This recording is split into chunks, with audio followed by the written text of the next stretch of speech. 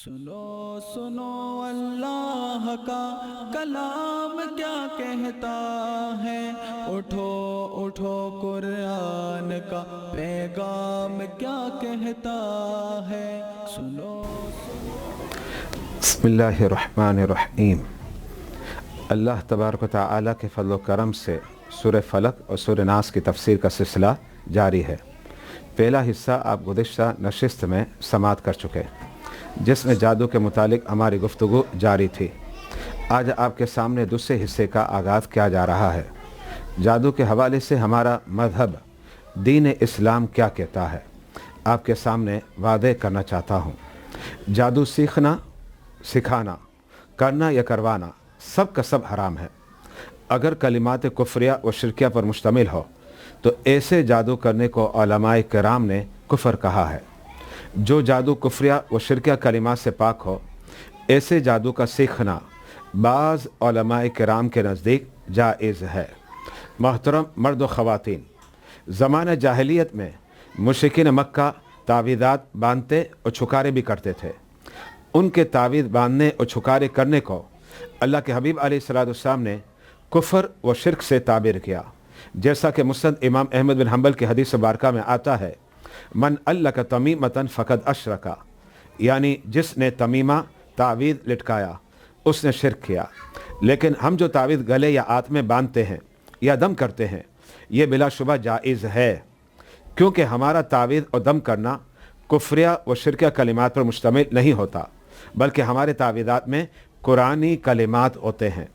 اور اس میں کوئی شبہ نہیں کہ قرآن کریم و فرقان حمید اول تا آخر باعث شفا ہے۔ خود خالق کائنات نے سورہ بنی اسرائیل کی آیت نمبر 82 میں ارشاد فرمایا، ہوا شفاء و رحمت للمؤمنین، یعنی قرآن ایمان والوں کے لیے شفا و رحمت ہے۔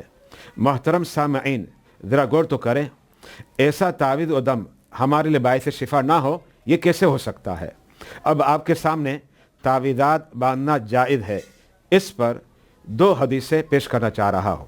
حدیث شریف کے مستند ترین کتاب مسلم شریف کی حدیث نمبر 5625 میں ہے کہ حضرت سیدنا عوف بن مالک نے بارگاہ رسالت علیہ السلام میں عرض کی کہ ہم زمانہ جاہلیت میں تعویذ سے علاج کرتے تھے، اس کے متعلق آپ صلی اللہ علیہ وسلم کیا حکم فرماتے ہیں؟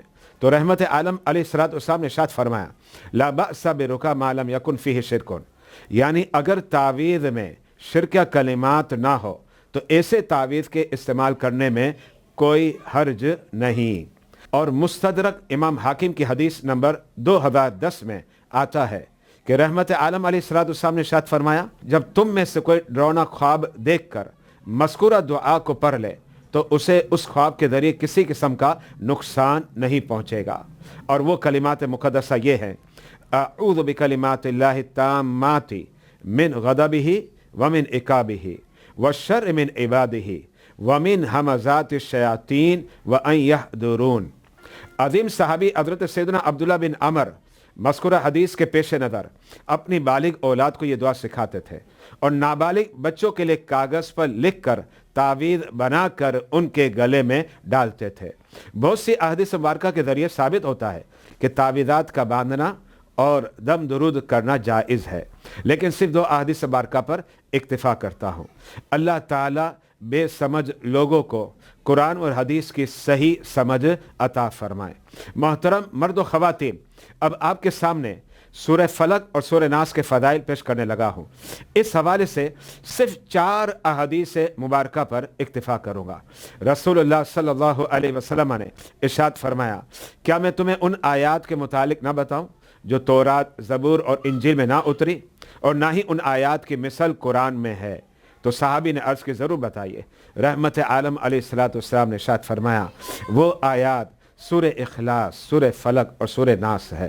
محترم سامعین، اس مقام پر سورہ فلق اور سورہ ناس کی مطلق فضیلت مراد نہیں، کیونکہ سب سے زیادہ فضیلت تو سورہ فاتحہ، سورہ بقرہ کی آخری آیات اور آیت الکرسی وغیرہ کی ہے، لیکن اللہ کی پناہ مانگنے میں سورہ فلق اور سورہ ناس جیسا کلام کسی بھی آسمانی کتاب میں نازل نہیں کیا گیا۔ ایک اور حدیث مبارکہ میں آتا ہے، ایک صحابی نے کہا، हम बारिश और सख्त तारीख रात में सैयद आलम अलैहिस्सलाम की तलाश में निकले। जब हमने आपको पाया तो उस वक्त रहमत आलम अलैहिस्सलाम ने शाद फरमाया पढ़ो। मैंने अर्ज़ की क्या पढ़ूं? तो फरमाया सुबह और शाम सूरह इखलास, सूरह फलक और सूरह नास 3 दफ़ा पढ़ा करो, ये तुम्हारे लिए हर चीज़ के लिए काफ़ी हो जाएगी। हज़रत आयशा सिद्दीक़ा अफ़ीफ़ा रज़ियल्लाहु ताला अन्हा से रिवायत है कि नबी करीम अलैहिस्सलाम जब बीमार होते तो मुअव्वज़तैन यानी सूरह फलक और सूरह नास पढ़ते और अपने आप पर फूंक मारते। एक और रिवायत में आता है रहमत आलम अलैहिस्सलाम हर रात जब बिस्तर पर तशरीफ ले जाते तो 3 मरतबा सूरह इखलास, सूरह फलक और सूरह नास पढ़ के अपनी दोनों हथेलियों को जमा करके इन पर फूंक मारते और अपने दोनों हाथों को अपने सारे जिस्म पर फेर लेते। जनाब ज़ख़ीरा अहादीस की रोशनी में ये बात वाज़ेह हो जाती है कि खालिक कायनात की पनाह मांगने में इन 2 सूरतों की मिसल कोई कलाम नहीं बना। अल्लाह रब्बुल इज़्ज़त अमल की तौफीक अता फरमाए। इस सिलसिले को आप हजरात देख सकेंगे हमारे YouTube चैनल वसीम ज़ियाई और हमारे फेसबुक पेज मरकज़ुल उलूम पर।